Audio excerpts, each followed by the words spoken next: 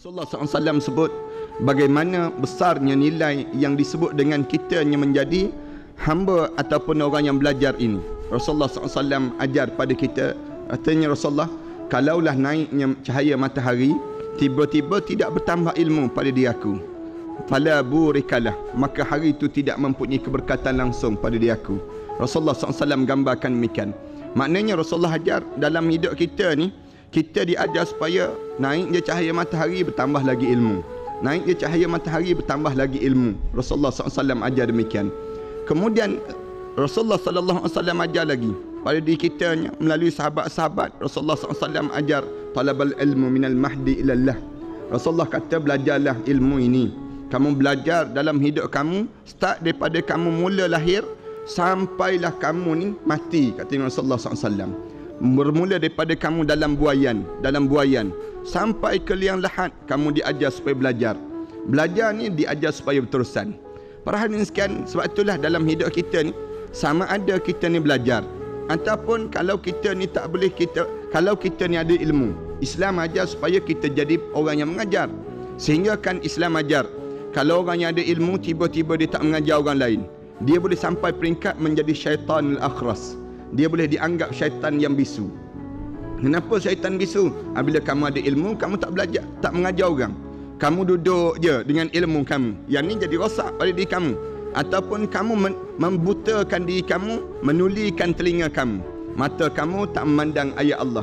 Telinga kamu, di waktu mana kamu tak dengar ayat Allah. Ataupun lidah kamu, kamu tidak bercakap tentang kebesaran Allah.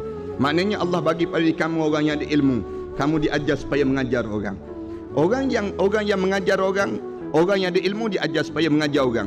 Orang yang tidak ada ilmu diajar supaya belajar dengan orang. Dua-dua ni diberkati. Rasulullah SAW ajar, bahkan Luqmanul Hakim dia ajar pada anak dia, kamu duduk dengan orang alim ni, biar lutut kamu dengan lutut orang yang mengajar tu belaga, katanya Luqmanul Hakim. Ajar pada anak dia, duduk dekat di antara satu sama lain. Sehingga kan kenapa? Kerana nak dapatkan ilmu. Kita belajar, kita dapati bagaimana dalam sirah-sirah, bagaimana ulama-ulama semenjak daripada kecil lagi diajar pada anak dia ni untuk pergi belajar. Ajar pada anak dia, Imam Syafi'i rahimahullah.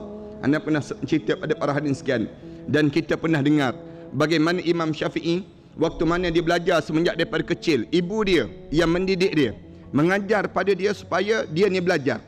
Satu hari dia balik ke rumah dia. Bila dia balik ke rumah dia, tiba-tiba dia lama sangat dah tak berjumpa dengan ibu dia.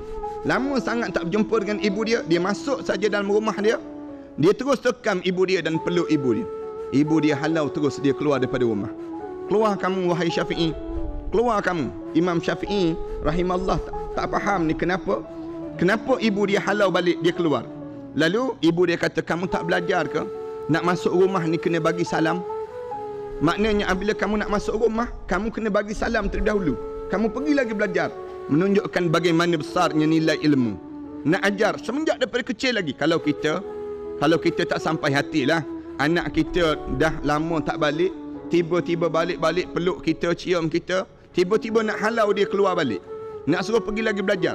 Ibu Imam Syafi'i rahimahullah mengajar benda demikian.